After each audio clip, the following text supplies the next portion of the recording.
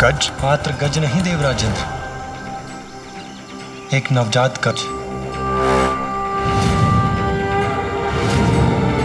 प्रभु, ये क्या कह रहे हैं आप? इस गज शिशु का शीश ही माता पार्वती के पुत्र का शीश होगा? ये कैसे संभव है प्रभु? स्मरण कीजिए देवगण, महादेव ने ये तो नहीं कहा था कि हमें मानव शिशु का शीश ले जाना ही अनिवार्य है।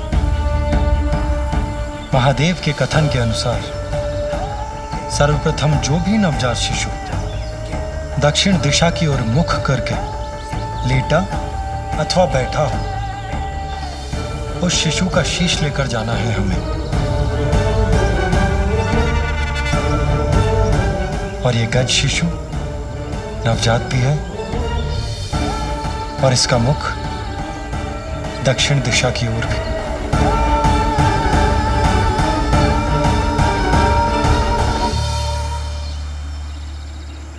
विष्णुदेव, ये गजमाता भी तो माँ है।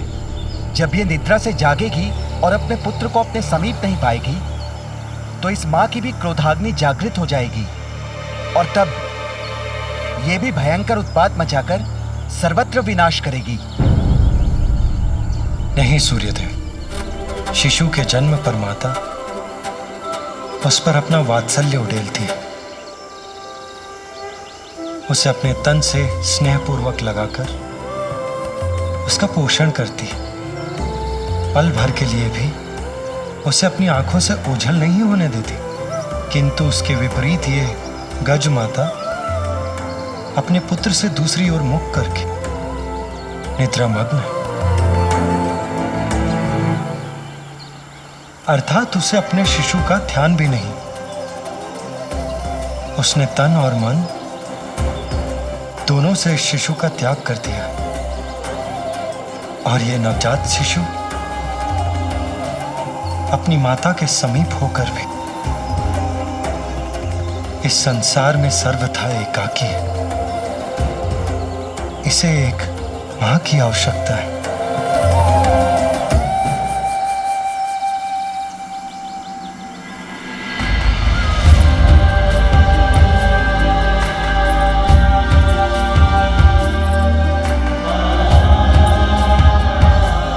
और वहां एक अन्य मां अपने पुत्र के लिए व्याकुल है।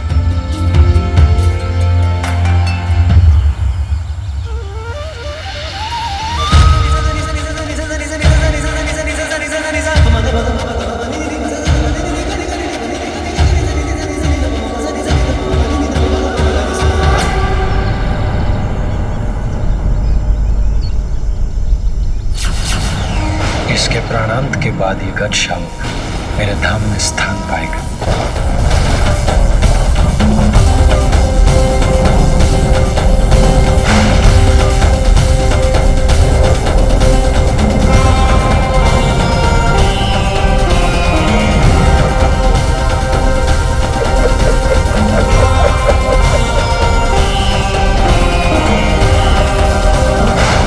ये पाश किसका है और कौन है जो इस शिशु को बांधने यहां तक पहुंच गया?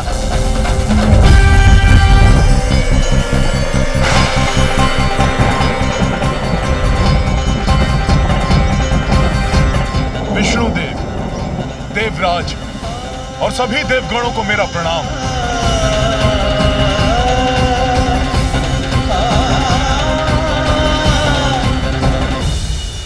प्रणाम यमराज। किंतु आप और यहां, आपके यहां आने का क्या प्रयोजन है? देवराज, मैं यहां अपना कर्तव्य निभाने, इस गज शिशु को मृत्यु प्रदान करने आया हूं। किंतु यमराज, महादेव ने तो हमें आदेश दिया है कि दक्षिण की ओर जिस नवजात शिशु का मुख हो उसका शीश हम उनके पास पहुंचा दें, जिसके अनुसार ये गज शिशु उनके लिए सर्वथा उपयुक्त होगा।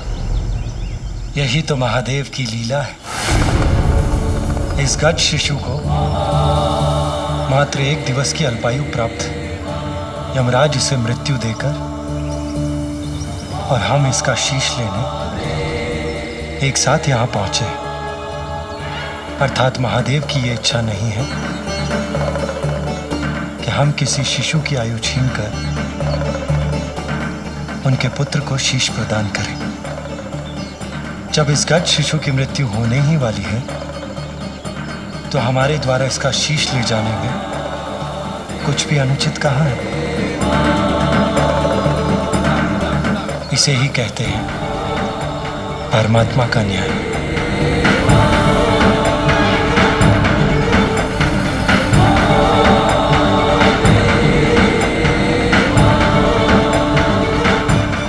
हे श्री हरि, आपके द्वारा इस गज शिशु के शीश को ले जाने के पूर्व मुझे इसके प्राण ले जाने की अनुमति प्रदान करें।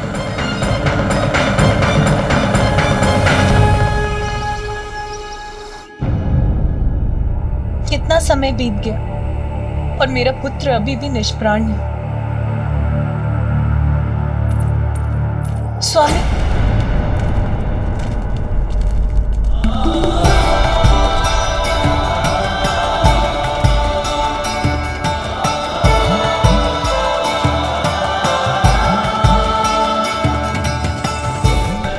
श्री हरि और देवगण लौट रहे हैं, अर्थात उनकी यात्रा सफल हुई। अब पुनः पा सकूंगी मैं अपने पुत्र को।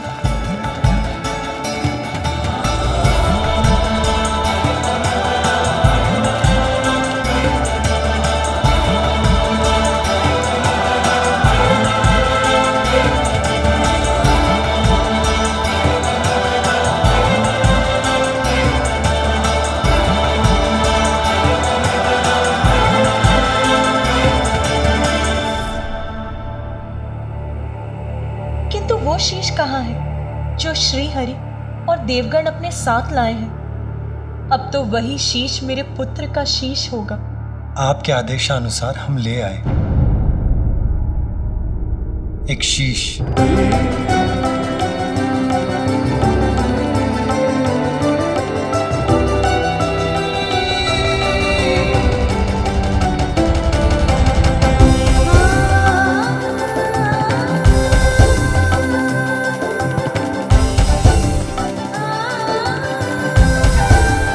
सूर्यदेव इस शीश को लेकर उस गुफा के भीतर जाएं, जहां हमारे पुत्र का पार्थिव शरीर स्थित है।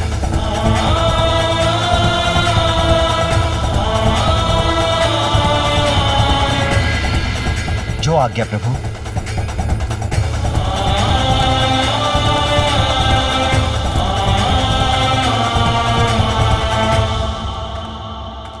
प्रभु, मुझे अभी भी एक शंका है।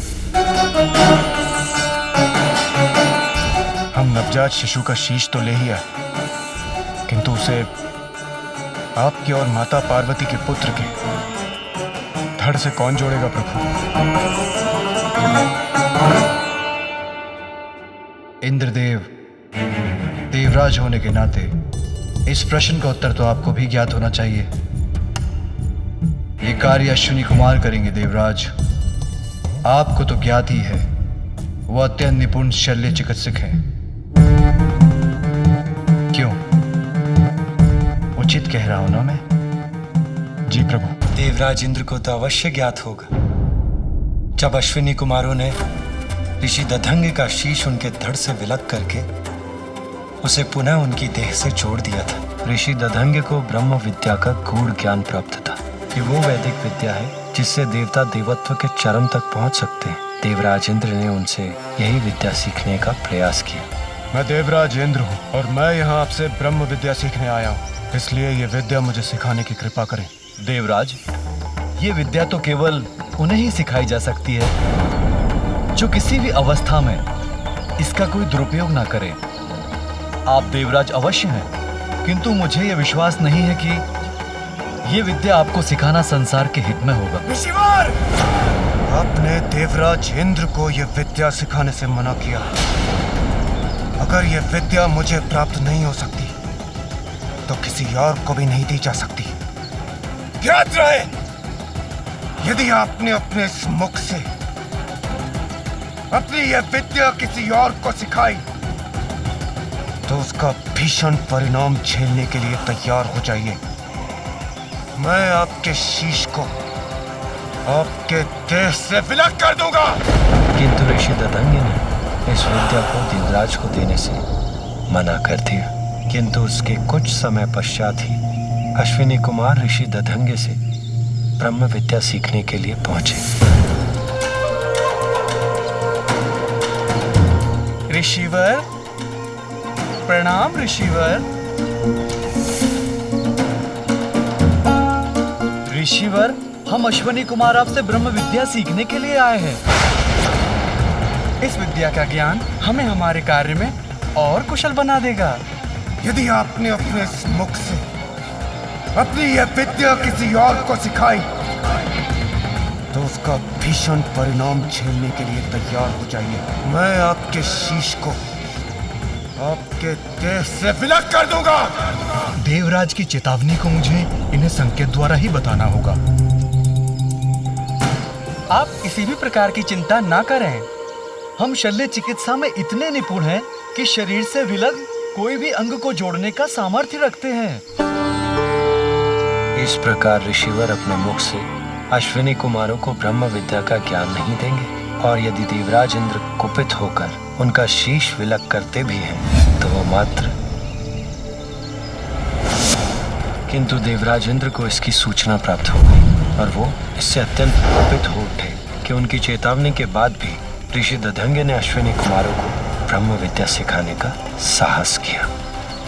ऋषि दधंगे!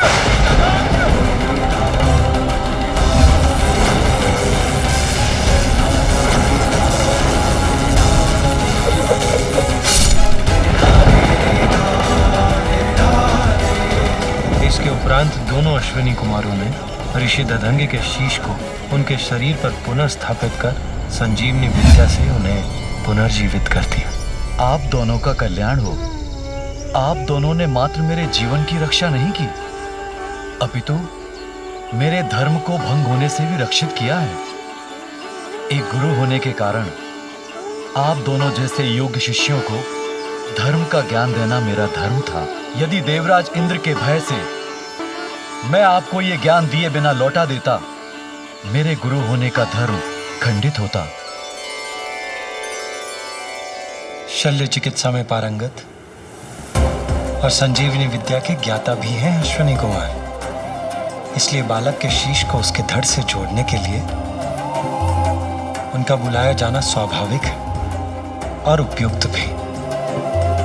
बालक के शीश को उसके धड़ से जोड़कर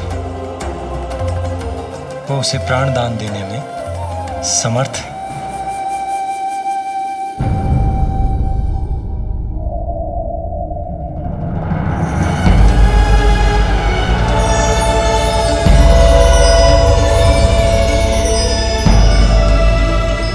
प्रणाम त्रिदेव।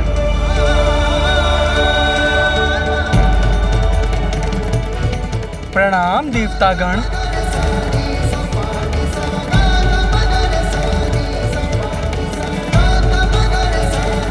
अश्विनी कुमार, मेरे कहने पर विष्णुदेव, इंद्रदेव एवं अन्य देव एक नवजात शिशु का शीश लेकर आए हैं। आप औषधियों के देवता हैं, इसीलिए आप ही मेरे पुत्र के तन से इस शीश को जोड़ने में सक्षम हैं। ये हमारा सौभाग्य होगा महादेव। अब आप अपना कार्य आरंभ करें।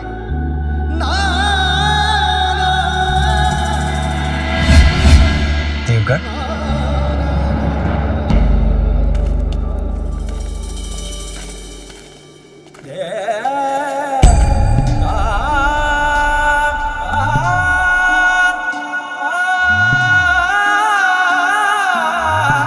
निश्चिंत रहो पार्वती, कुछ ही समय में तुम्हारा पुत्र पुनः तुम्हारे साथ होगा।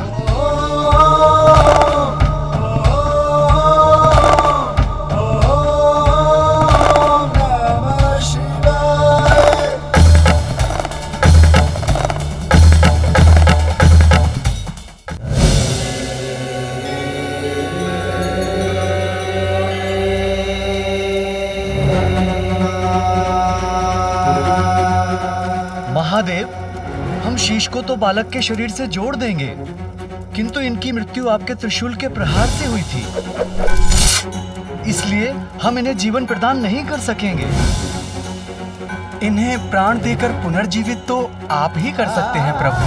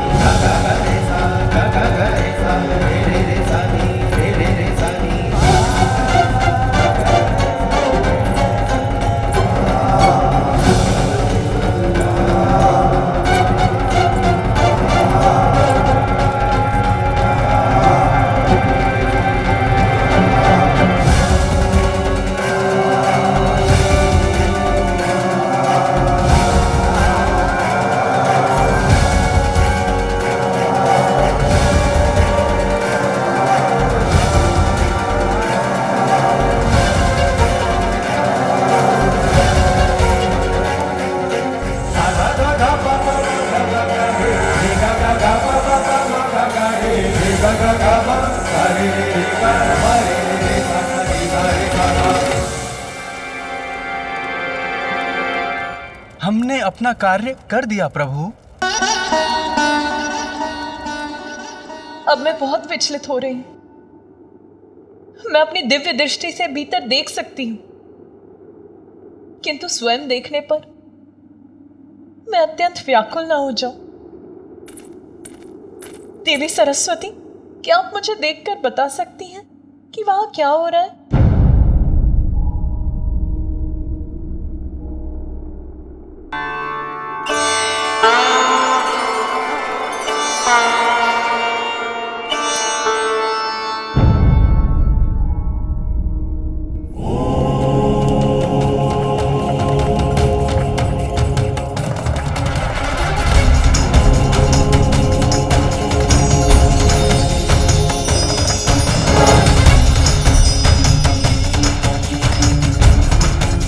देवी पार्वती, महादेव आपके पुत्र को प्राण दे रहे हैं। उनके पांव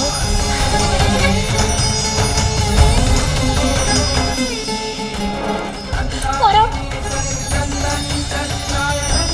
अब उनका उदर जीवन से स्पंदित हो रहा है।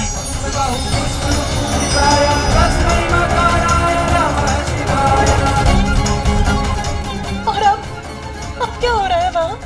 अब उनके हाथ और उनकी भुजाएं, उसमें भी जीवन का संचार हो रहा है। और बताइए ना, अब क्या हो रहा है वहाँ? और अब उनकी ग्रीवा क्रियाशील हो रही है।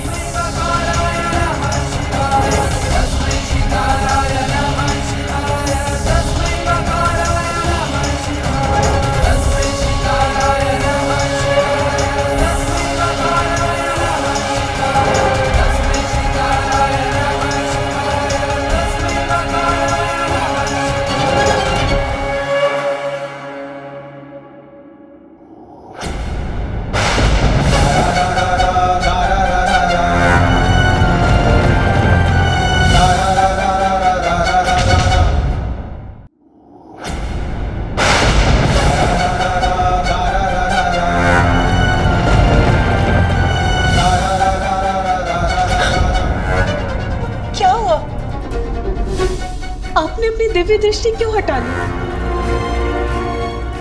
आप मुझे कुछ बता क्यों नहीं रही? वो देवी पार्वती, जैसा मैंने कहा, महादेव आपके पुत्र को प्राण दे रहे हैं। नहीं, कुछ तो है जो देवी सरस्वती मुझे नहीं बता रही। मैं स्वयं जाकर देखती हूँ।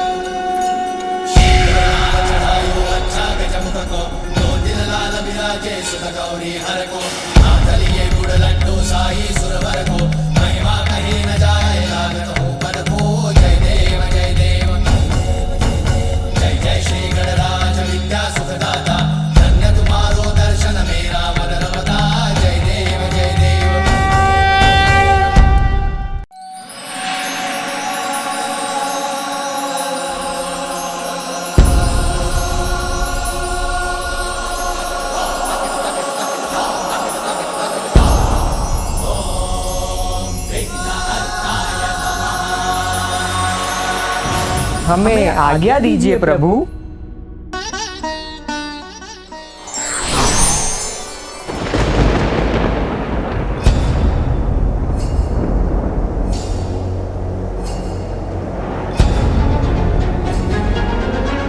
ज्ञात नहीं पार्वती की क्या प्रतिक्रिया होगी जब वो अपने पुत्र को इस नवीन शीश के साथ देखेगी।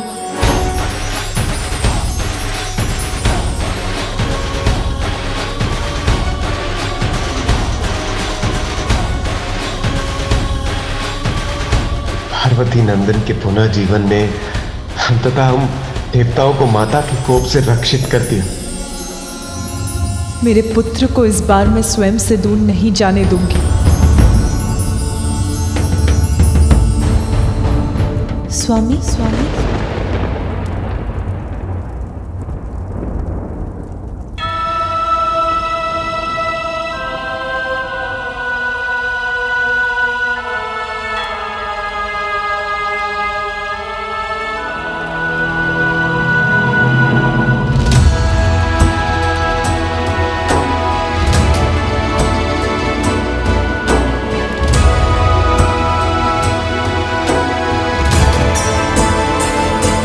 आशा करता हूँ कि देवी पार्वती की पीड़ा समाप्त हो जाएगी।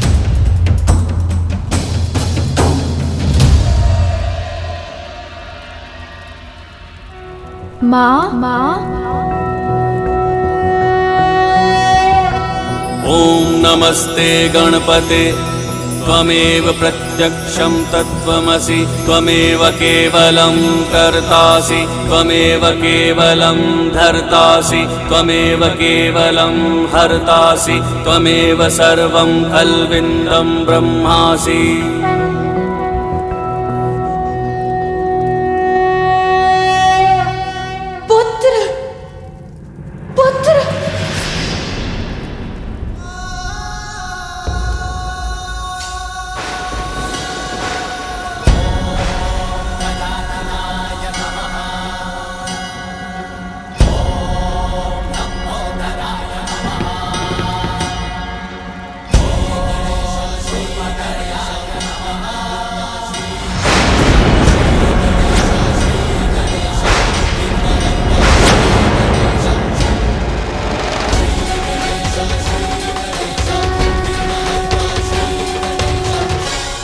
कौन है ये बालक?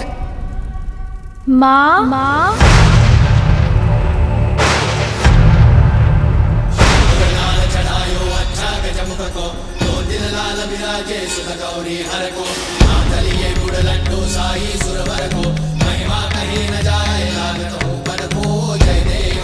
कौन विचित्र गजमुख बालक है जो मुझे माँ कहकर पुकार रहा है? ये तो मेरा पुत्र नहीं।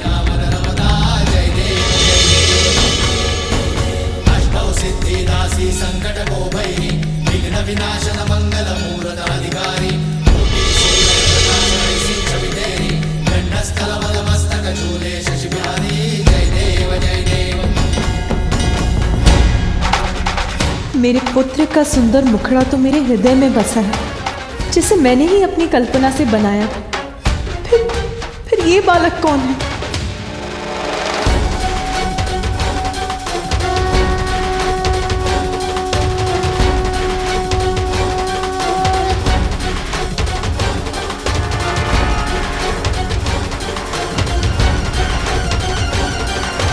माँ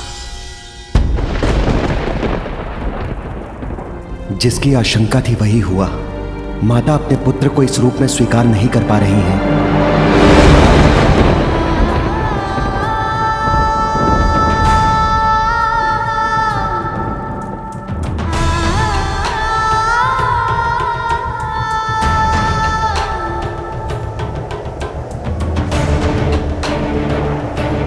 देवी पार्वती इस प्रकार लौट क्यों गई? क्या हो गया है उन्हें?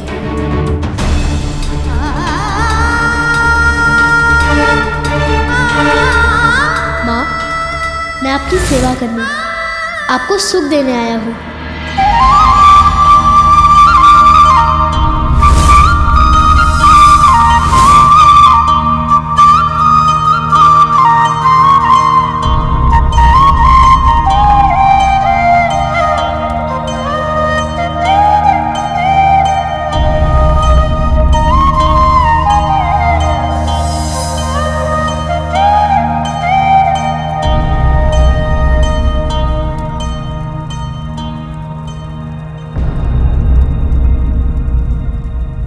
स्वामी,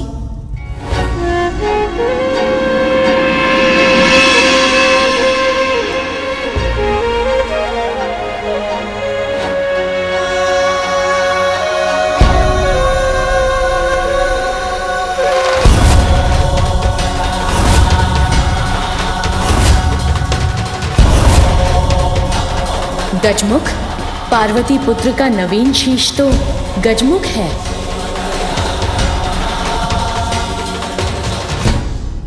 नहीं नहीं, ये अवश्य स्वामी की कोई लीला है।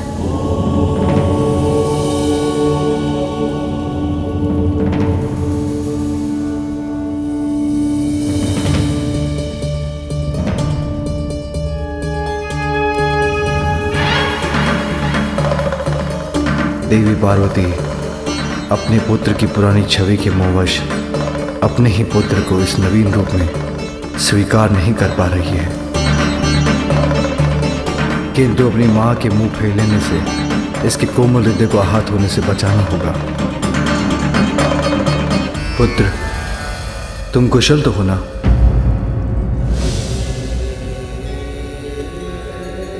आप? अब तुम्हारी उद्दंडता की अति हो चुकी है। मैंने तो तभी कह दिया था कि मैं किसी भी अवस्था में आपको इस रेखा के आगे नहीं जाने दूंगा।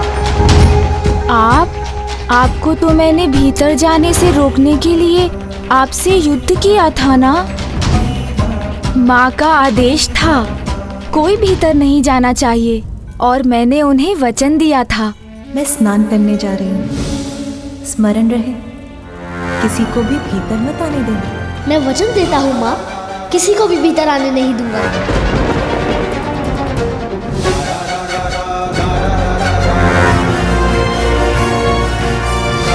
मैंने अपना वचन निभाया माँ। मैंने इन सभी को बहुत समझाया, किंतु ये तो अपने हठ पर अड़े थे। मैंने जो रेखा खींची थी उसे पार कर भीतर जाने के इन्होंने अनेकों प्रयास किए, किंतु मैंने किसी को भी भीतर जाने नहीं दिया।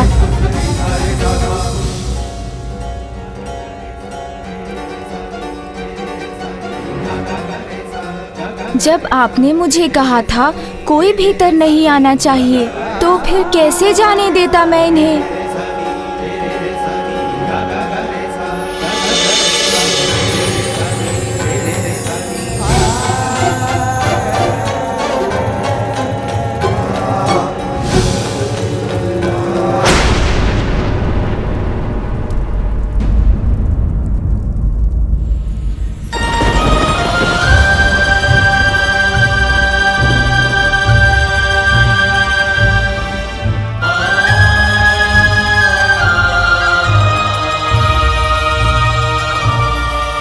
कैसे मान लूं कि यही बालक मेरा वो पुत्र जिसे मैं स्नान के पूर्व बाहर छोड़कर गई थी।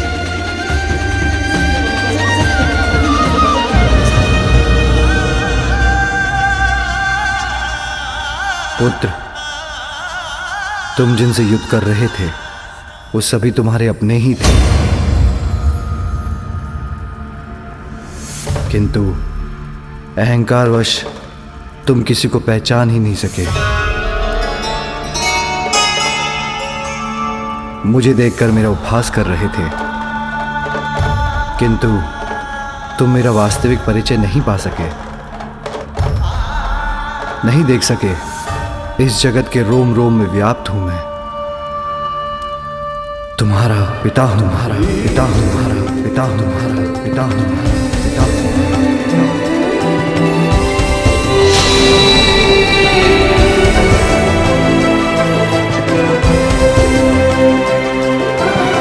मेरे पिता? आप हैं मेरे पिता? पिता, संपूर्ण जगत मुझे जगत पिता कहकर पुकारता है, किंतु इस बालक के मुख से पिता पुकारा जाना तो मेरे लिए भी कितना सुखदायी है।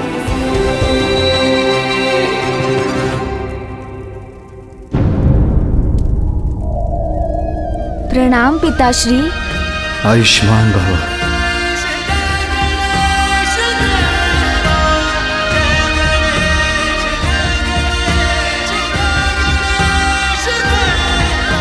उठो पुत्र।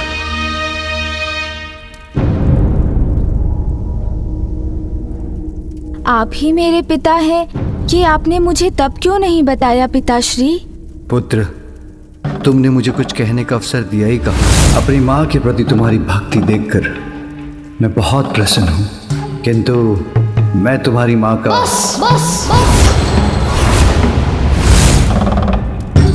तब तो तुमने मुझे अनसुना कर मेरा अपमान किया। मेरा ही नहीं, संसार के रचयिता ब्रह्मदेव और जगत के पालनहार विष्णुदेव का भी अपमान किया। हमसे व्यर्थ संघर्ष मत करो। मुझे जो करना है वो मैं करके ही रहूंगा। चले जाइए यहाँ से। संसार के सभी क्रियाकलापों के संरक्षक, धर्म कर्म में सहायक, सभी देवताओं का अपमान कर उन पर भी आक्रमण किया तुमने। इंद्रदेव, वायुदेव, अग्निदेव, कुबेर, वरुण देव, सूर्यदेव, यमराज, नागराज, वासुकी, इन सभी पर अपनी माता से प्राप्त शक्ति का दुरुपयोग किया तुमने।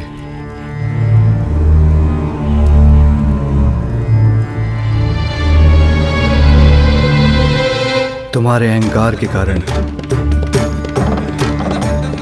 यही कारण था पुत्र कि मैं तुम्हारा शीश तुम्हारे शरीर से विलग करने पर विवश हो गया।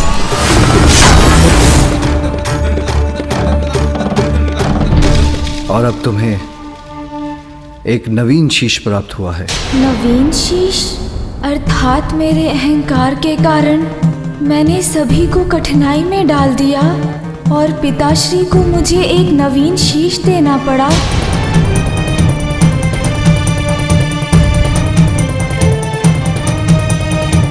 पिताश्री, मुझसे बहुत बड़ी भूल हुई। मुझे ऐसी उद्दंडता नहीं करनी चाहिए थी। उसके लिए मैं आप सभी से क्षमा मांगता हूँ। और पिताश्री, अहंकारवश आपका अपमान करने के लिए आपसे भी क्षमा याचना करता हूँ।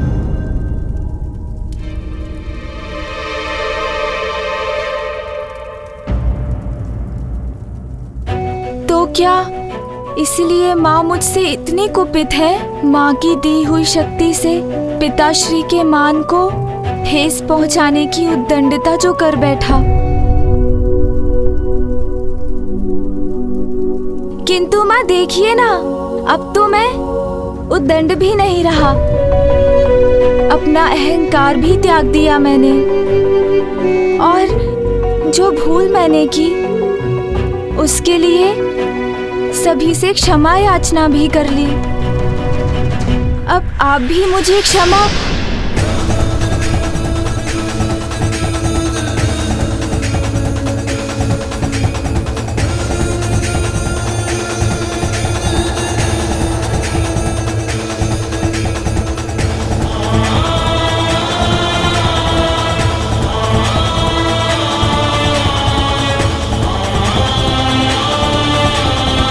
माँ ने मुझसे अपना मुख क्यों फेर लिया? वो मुड़कर लौट क्यों रही है? प्रतीत होता है मुझे अभी भी क्षमा नहीं किया माँ ने। वो तो मुझसे अब भी क्रोधित हैं। इस बालक को तो माता पार्वती ने अस्वीकार कर दिया, किंतु इसमें उनका भी क्या दोष? प्रश्न तो ये उठता है, क्या इस गजमुखी बालक का किसी भी माता द्वारा स्वीकार किया जाना संभव है? असंभव। अभी उनके पास जाकर उन्हें मनाऊंगा तो माँ अवश्य मान जाएंगी। बहुत स्नेह करती है मुझसे, तो अधिक समय तक क्रोधित नहीं रह सकेंगी वो। तुम अपनी माँ के पास जाना चाहते हो ना पुत्र? जी पिताश्री। अवश्य जाना,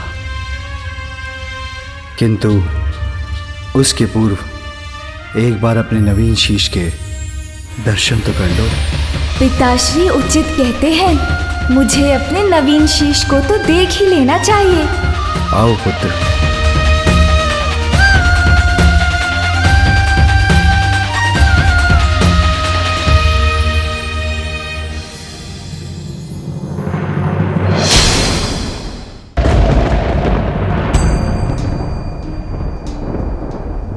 इस सरोवर के जल में अपना प्रतिबिंब देख लो।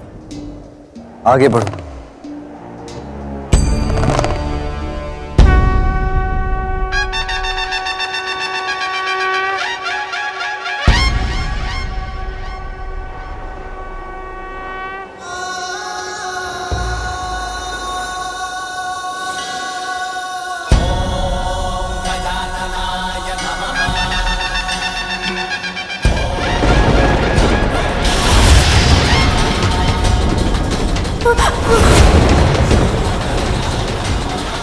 ये क्या हो गया? नहीं नहीं, ये कैसा शीश है? ये मेरा शीश नहीं हो सकता। आपका पुत्र तो मेरी कल्पना से भी अधिक सुंदर है। कितनी मनमोहक मुस्कान है, जैसे चारों दिशाओं को प्रकाशित कर रही हो। मेरे पास आओ, मैं तुम्हें संसार का सबसे सुंदर बालक बना दूंगी। मेरे पास आओ, मैं तुम्हें सृष्टि का समस्त ज्ञान दूंगी। ऐसा शीश कैसे हो सकता है मेरा?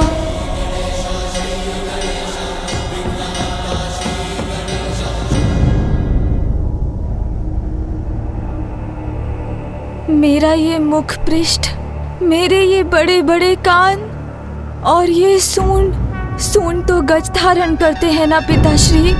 मेरा ये सुंदर शीश गज के शीश में कैसे परिवर्तित हो गया पिताश्री? पुत्र, मेरा त्रिशूल अहंकार का नाश करने में कोई भेद नहीं करता। तुम्हारे मस्तिष्क पर अहंकार हावी हो गया था। वस्त्र के स्थान पर पशु चर्म से अपना तन ढकते हैं। रहने के लिए कोई घर नहीं, नाम पूछो तो कहते हैं सभी नाम मेरे हैं। अब ऐसी बात करने वाले को बहरूपिया नहीं तो और क्या कहूँ, और क्या कहूँ, और क्या कहूँ, और क्या कहूँ। जिसे नष्ट करने के लिए मेरे त्रिशूल ने तुम्हारे शीश को तुम्हारे तन से विलग कर दिया,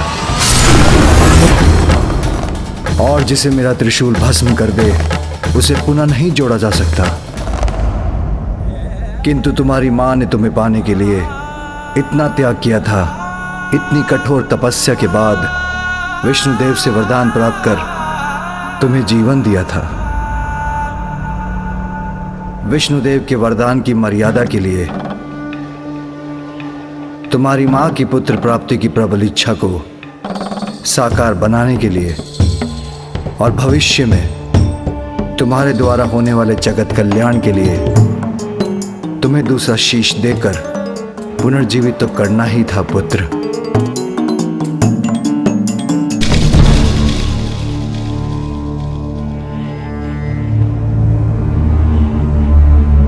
किंतु उसके लिए हमें गज शिशु का ही शीश प्राप्त हुआ। अपनी माँ के लिए तो मैं संसार का सबसे सुंदर बालक हूँ। ओह, समझ आया, मेरे इस नवीन रूप के कारण ही मुझसे दूर हो रही है माता। पिताश्री, माँ को तो मेरा वो पिछला रूप ही प्रिय है।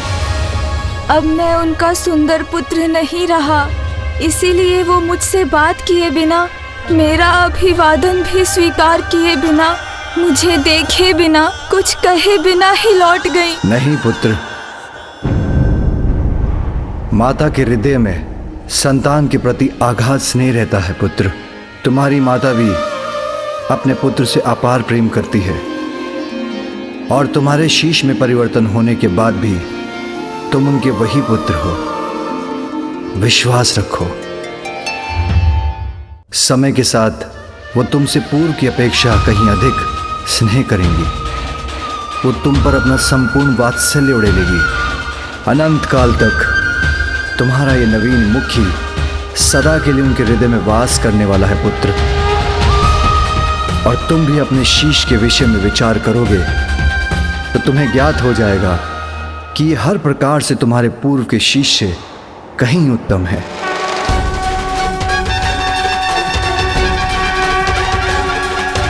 उचित है पिताश्री, मैं अवश्य विचार करूंगा। मुझे आशीष दीजिए।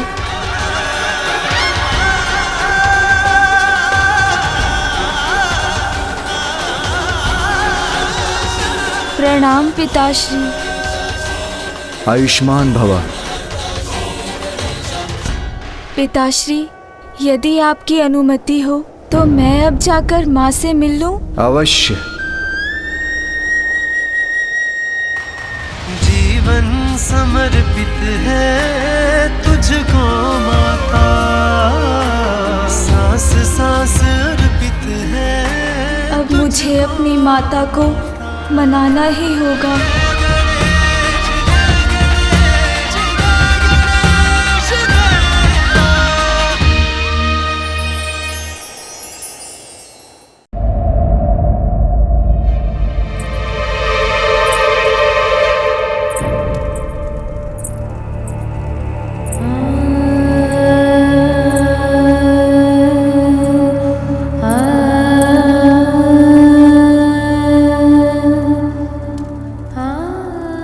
क्या हो रहा है मुझे? ये बालक मेरा ही तो पुत्र है, तो इसे स्वीकार क्यों नहीं कर पा रही हूं मैं?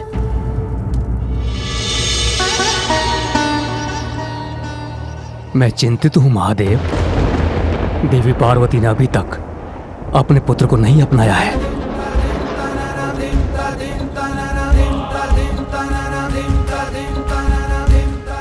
अतीत की छाया जब तक किसी के मन मस्तिष्क पर छाई रहती है उसे कष्ट ही देती है, जिसका एकमात्र समाधान व्यक्ति का शीघ्र अतिशीघ्र उस अतीत से उबरकर वर्तमान को स्वीकार करना। अपने अतीत के प्रति देवी पार्वती का मोह भी अवश्य टूटेगा।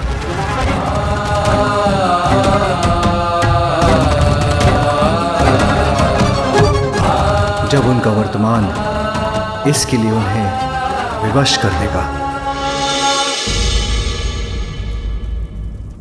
माँ, आप कहाँ जा रही हैं माँ? रुकिए ना माँ, मैं यहाँ हूँ। इधर देखिए माँ, आपने ही अपनी कल्पना से मुझे बनाया है माँ। कल्पना में माता के छवि है एक प्यारी, रचने लगी उंगलियां छवि चित्र मनोहारी। इसलिए मैं आपका ही पुत्र हूँ और आप मेरी माँ हैं। किंतु महादेव, देवी पार्वती कैसे स्वीकार करेंगे अपने पुत्र को? ब्रह्मदेव, एक बालक तो अपनी माता के हृदय का ही अंश होता है। अपने हृदय को भला कोई कैसे नकार सकता है?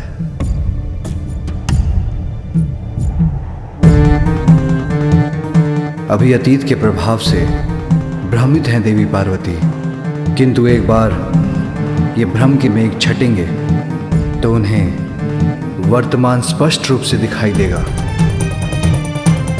वो अपने पुत्र को इस रूप में पूर्व से कहीं अधिक स्नेह देंगी।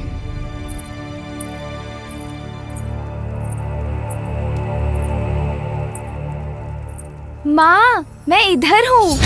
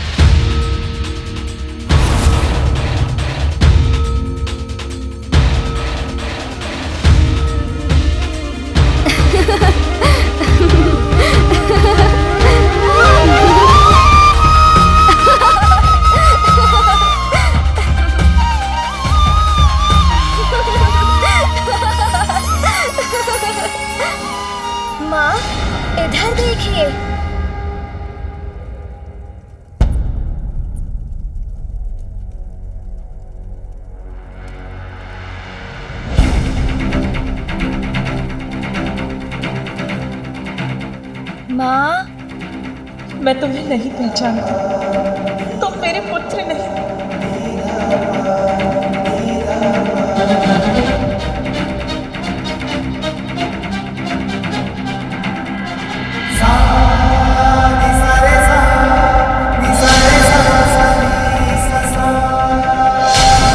माँ मुझसे दूर क्यों जा रही है? हमारा कार्य तो पूर्ण हो गया, रमिया रुकी क्यों है? मेरे विचार से अब हम देवताओं को प्रस्थान करना चाहिए। नहीं इंद्रदेव, अभी वो समय नहीं आया है। यदि मैं आपके स्थान पर होता तो यहां से जाने का विचार तब तक नहीं करता जब तक कि देवी पार्वती अपने पुत्र को गजमुख के साथ स्वीकार नहीं कर लेती। क्योंकि यदि उनकी क्रोधाग्नि पुनर्जागृत हो गई और उन्होंने अपना रौद्र रूप धारण कर लिया तो आप सभी पुनः संकट में आ जाएंगे। मेरे स्वामी उचित कह रहे हैं। हम सबको देवी पार्वती की सहायता के लिए यहाँ उपस्थित रहना चाहिए। जैसे आपकी आज्ञा प्रभु। नहीं नहीं, मेरा पुत्र तो माँ।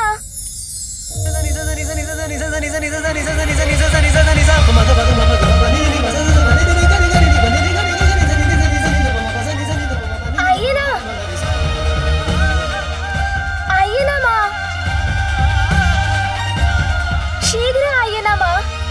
मैं ही हूँ, आपका पुत्र। माँ, कहाँ जा रही है माँ? रुकिए ना माँ, मैं यहाँ हूँ। इधर देखिए माँ।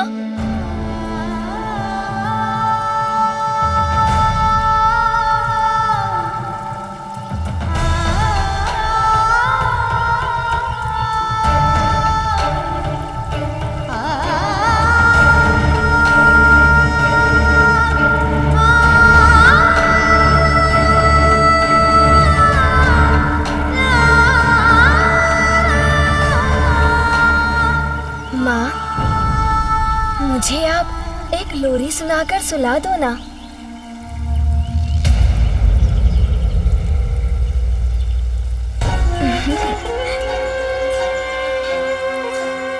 माँ, मुझे स्मरण है, आपने मुझे लोरी सुनाकर सुलाया था। आज भी मुझे लोरी सुनाकर अपनी गोद में सुला दीजिए ना माँ।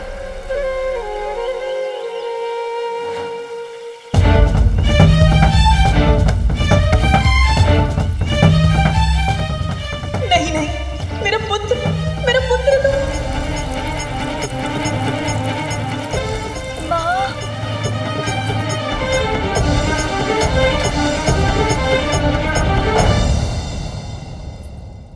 मैं तुम्हें कैसे भूल सकती हूँ पुत्र? कैसे भूल सकती हूँ तुम्हें? जब तक तुम्हारी स्मृतियां मेरे सामने रहेंगी, मैं तुम्हारे इस गजमुख को कैसे अपनाऊंगी?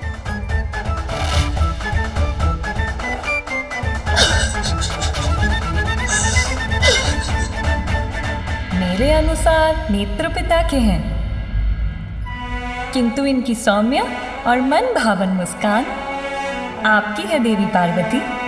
कितनी मनमोहक मुस्कान है, जैसे चारों दिशाओं को प्रकाशित कर रही हो। आओ पुत्र, यहाँ आओ। मैं तुम्हारा जीवन धन धान्य से संपन्न कर दूंगी।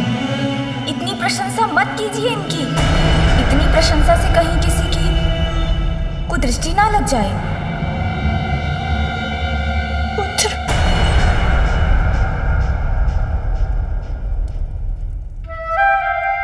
कुदृष्टि तो तुम पर पड़ी गई पुत्र।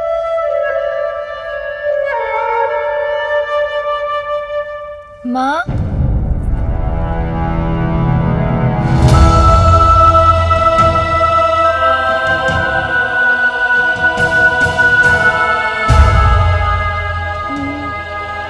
नहीं, ये अनर्थ होना ही नहीं चाहिए था।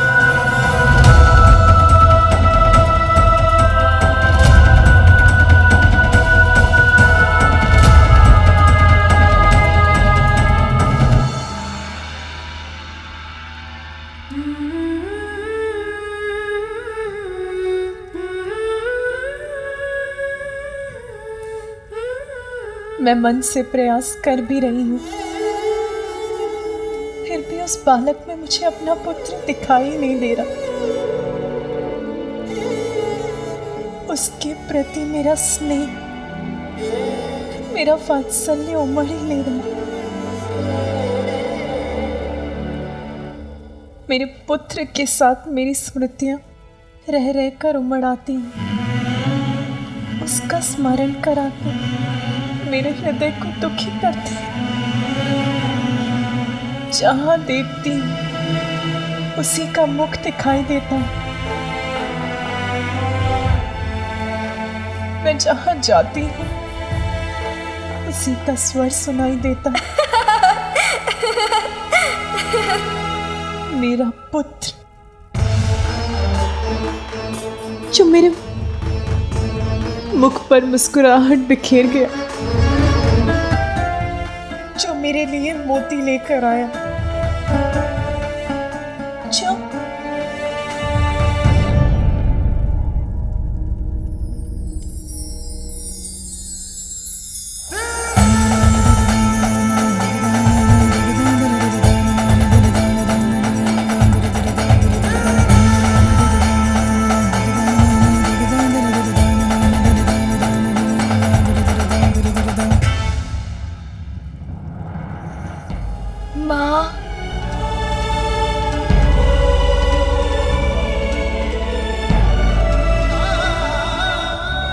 मेरा पुत्र जो मेरे लिए ये बेर तोड़कर लाया था, अब कौन हंसाएगा मुझे? माँ,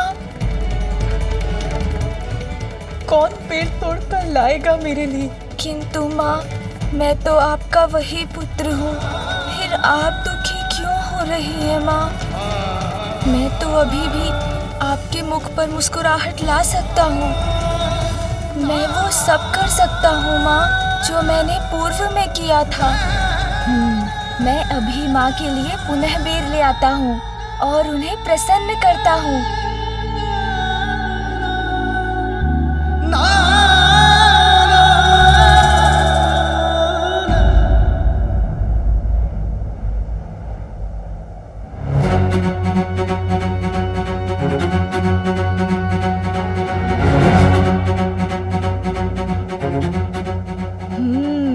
यहीं से तोड़कर वो बेर में ले गया था।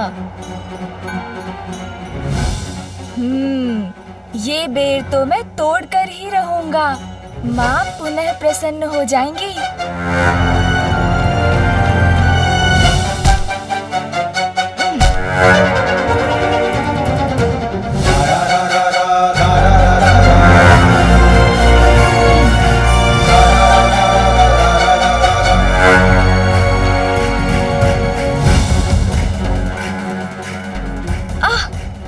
नवीन कान जी, आप ऐसे तीव्रता से फड़फड़ाएंगे तो मेरा ध्यान भटक जाएगा।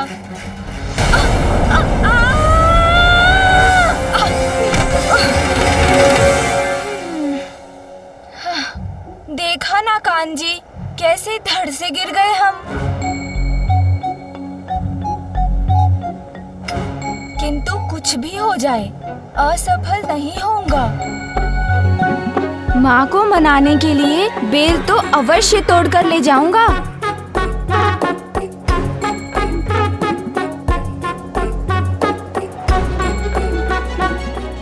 कान जी, अभी हमारा एक दूसरे से उचित परिचय तो नहीं हुआ है, फिर भी हम तो एक ही हैं, तो मेरी सहायता कीजिए। इतना तीव्र मत फड़फड़ाया कीजिए।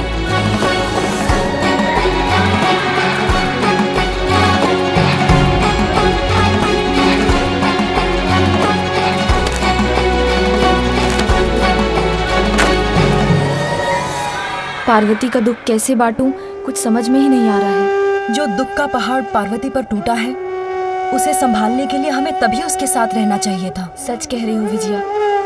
उस बालक को देखकर अपने अशांत मन को शांत करने के लिए हम तो इतनी दूर निकल आई हैं, परंतु हमें अविलंब ही पार्वती के पास पहुंचना होगा।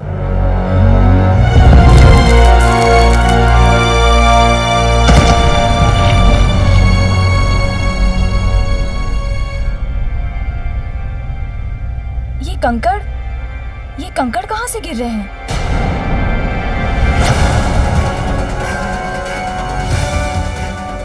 अरे बालक, वहाँ कहाँ चढ़ रहे हो?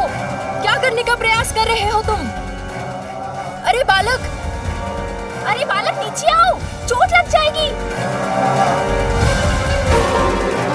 मुझे लगता है हमें अतिशीघ्र पार्वती के पास पहुंचकर ये बताना चाहिए। ये बालक, चलो।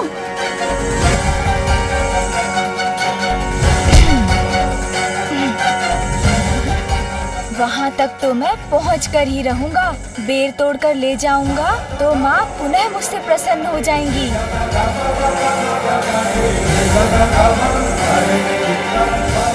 अरे सोन जी, अभी कान जी को समझाया था, तब आपने सुना नहीं।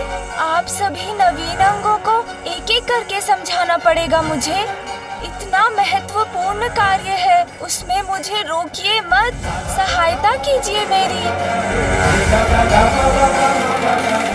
क्या बात है देवी, आप बहुत चिंतित प्रतीत हो रही हैं। वो देवी पार्वती का पुत्र उस कठिन पहाड़ी पर चढ़ने का प्रयास कर रहा है। यहाँ खड़े मत रहिए, जाके शीघ्र ही महादेव को बताइए कि उनके पुत्र के प्राण संकट में हैं। जाइए, चलो शीघ्र चलो पार्वती, तुम्हारा पुत्र तो पर्वत पर चढ़ रहा है। इतनी ऊंचाई से अगर वो गिर गया तो ज्ञात नहीं क्या होगा।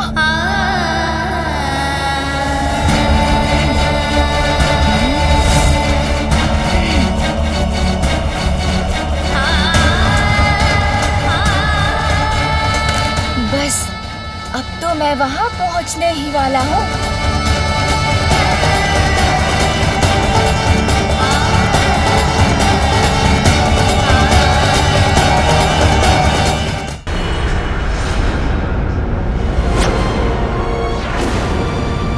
रुक जाओ।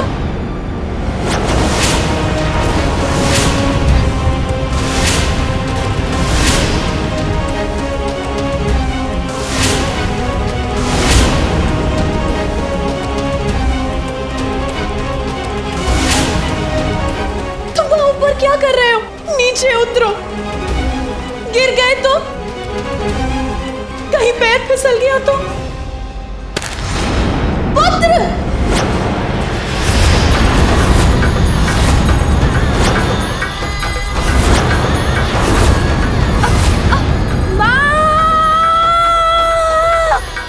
मैं माँ के लिए बेर नहीं तोड़ सका।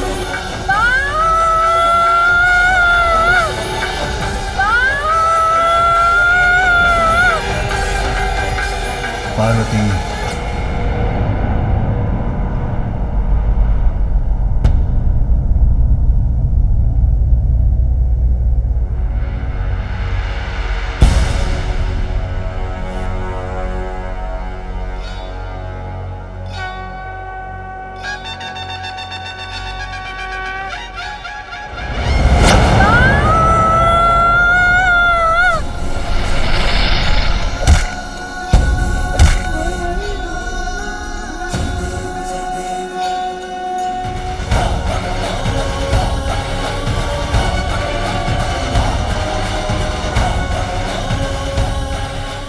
गिरने से तो बच गया, किंतु अभी भी उस पर संकट छाया है। वहीं अधर में लटका है वो। माँ, इधर देखिए ना माँ, कुछ भी तो नहीं हुआ मुझे। मैं तो पूर्ण रूप से सुरक्षित हूँ माँ।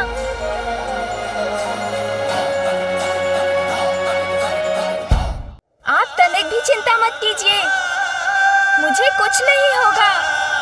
मैं तो आपके साथ रहने आया हूँ माँ, आपसे बिछड़ने के लिए नहीं। अभी किसी प्रकार सुरक्षित नीचे उतर आए। अरे वाह सोन जी, मुझे गिरने से तो बचा लिया आपने, किंतु अब माँ देख रही हैं, इसलिए अभी मुझे शीघ्रता से अपना कार्य पूर्ण करना होगा।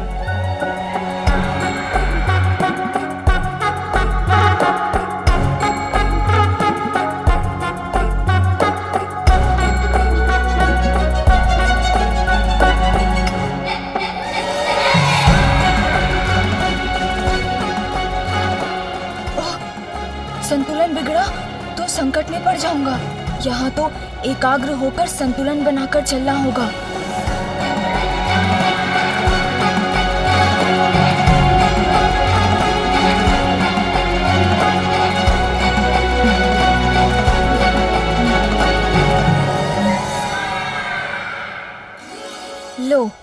यहाँ तक तो पहुँच गया। अब एक बार पुनः ऊपर जाता हूँ। स्वामी, ये पुनः ऊपर क्यों चढ़ रहा है? आप उसे रोकने के लिए कुछ कर क्यों नहीं रहे? कुछ कहिए स्वामी, कुछ करिए। उसे किसी प्रकार से सुरक्षित नीचे लौटा लाइए। महादेव, देवी पार्वती अपने पुत्र को लेकर चिंतित है और उसकी रक्षा की गुहार लगा रही है, इसलिए आप इस तरह शांत ना रहिए। कुछ कीजिए महादेव और इस बालक को ऊपर चढ़ने से रोकिए। श्री हरि नारायण, संसार की प्रत्येक घटना के समान यहाँ जो घटित हो रहा है उसके पीछे भी एक बहुत बड़ा कारण है और इसका परिणाम भी निश्चित ही है। उसका विचार कीजिए और बताइए, क्या माँ और पुत्र के बीच जो यहाँ हो रहा है उसे मेरे हस्तक्षेप के बिना होने देना क्या उचित नहीं? ध्यान से पुत्र।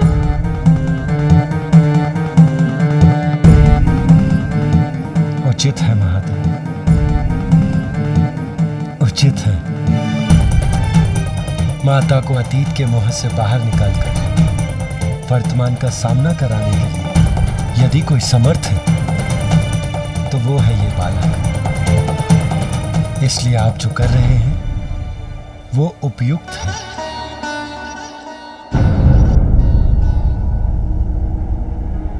ये कैसा हट है? ये फिर ऊपर क्यों चढ़ रहा है? हाँ, यही तो है वो बेर जो माँ को प्रिय है। इन्हें माँ को दूंगा तो वो मुझसे अवश्य प्रसन्न होंगी।